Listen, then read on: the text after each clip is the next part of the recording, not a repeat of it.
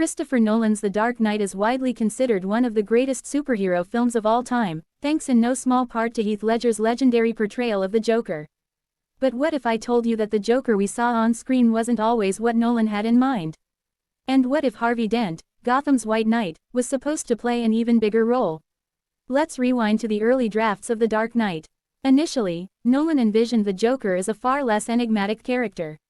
Instead of the anarchist mastermind we came to fear, the Joker was written as more of a traditional mobster with a twisted sense of humor, a chaotic wildcard, sure, but without the philosophical undertones about society and chaos that defined him in the final version. The writers toyed with giving him a tragic backstory, a definitive explanation for his scars, but ultimately decided to leave his origins ambiguous. Ledger's own improvisations helped steer the character into darker, more psychological territory, shaping him into the nihilistic force we know today. Another fascinating detail: early drafts had the Joker's attacks on Gotham tied more directly to the criminal underworld. While he still sought to dismantle Gotham's social order, his schemes were more focused on taking control of the mob's resources. It wasn't until later rewrites that the Joker became a pure agent of chaos, hell-bent on proving that even Gotham's best, Harvey Dent, could fall. Speaking of Harvey Dent, his arc was originally intended to span 2 films. In earlier drafts, The Dark Knight would have concluded with Dent as Gotham's unshakable district attorney, leaving his tragic transformation into Two-Face for the 3rd movie. But Nolan decided that combining Dent's rise and fall into one film would create a more emotionally powerful story.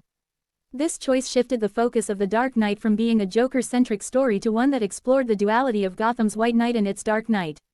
Interestingly, this shift meant that Dent's role was expanded in some ways and reduced in others.